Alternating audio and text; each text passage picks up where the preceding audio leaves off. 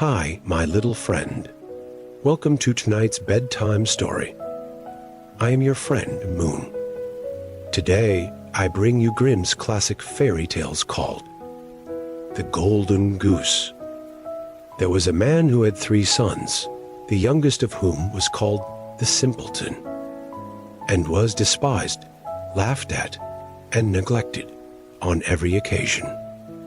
It happened one day that the eldest son wished to go into the forest to cut wood. And before he went, his mother gave him a delicious pancake and a flask of wine, that he might not suffer from hunger or thirst. When he came into the forest, a little old gray man met him, who wished him good day, and said, "Give me a bit of cake out of your pocket, and let me have a drink of your wine.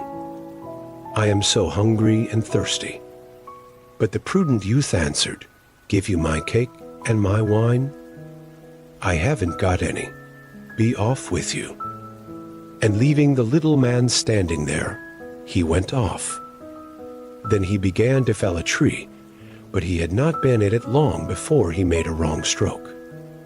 And the hatchet hit him in the arm, so that he was obliged to go home and get it bound up. That was what came of the little gray man. Afterwards, the second son went into the wood, and the mother gave to him, as to the eldest, a pancake and a flask of wine. The little old gray man met him also, and begged for a little bit of cake and a drink of wine. But the second son spoke out plainly, saying, "What I give you I lose myself, so be off with you." And leaving the little man standing there, he went off. The punishment followed. As he was chopping away at the tree, he hit himself in the leg so severely that he had to be carried home. Then said the simpleton, "Father, let me go for once into the forest to cut wood." And the father answered, "Your brothers have hurt themselves by so doing.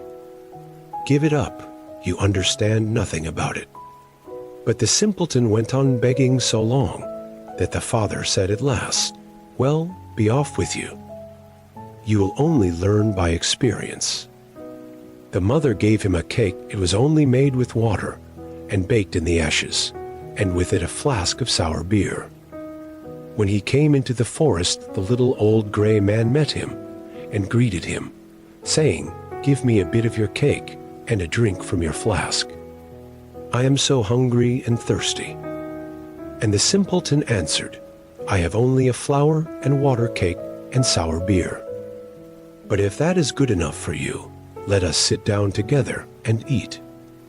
Then they sat down, and as the simpleton took out his flour and water cake, it became a rich pancake, and his sour beer became good wine.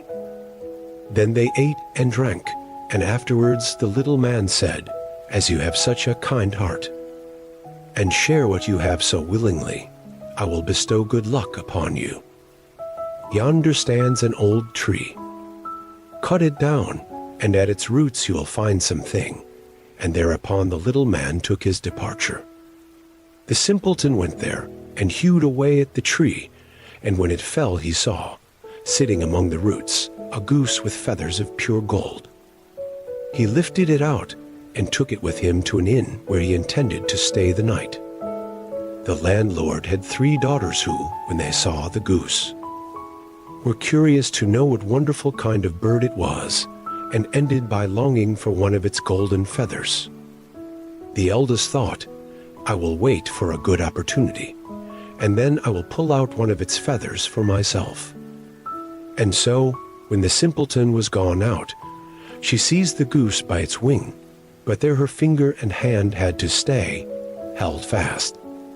Soon after came the second sister with the same idea of plucking out one of the golden feathers for herself. But scarcely had she touched her sister, than she also was obliged to stay, held fast. Lastly came the third with the same intentions. But the others screamed out, "Stay away! For heaven's sake, stay away!" But she did not see why she should stay away, and thought, "If they do so, why should not I?"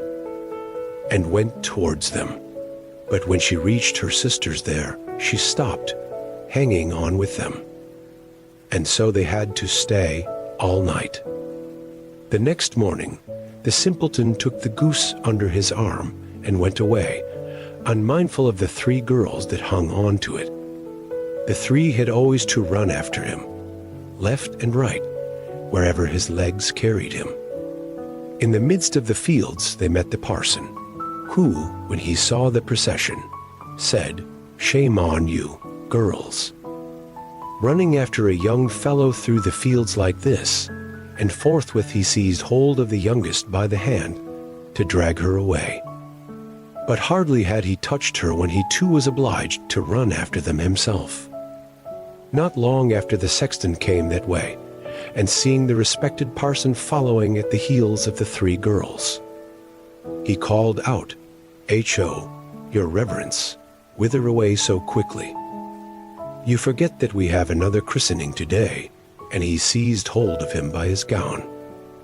But no sooner had he touched him than he was obliged to follow on too. As the 5 tramped on, one after another, 2 peasants with their hoes came up from the fields, and the parson cried out to them, and begged them to come and set him and the sexton free. But no sooner had they touched the sexton than they had to follow on too. And now there were 7 following the simpleton and the goose. By and by they came to a town where a king reigned, who had an only daughter who was so serious that no one could make her laugh. Therefore the king had given out that whoever should make her laugh should have her in marriage. The simpleton, when he heard this, went with his goose and his hangers-on into the presence of the king's daughter. And as soon as she saw the 7 people following, always one after the other, she burst out laughing, and seemed as if she could never stop. And so the simpleton earned a right to her as his bride. But the king did not like him for a son-in-law, and made all kinds of objections, and said he must first bring a man who could drink up a whole cellar of wine.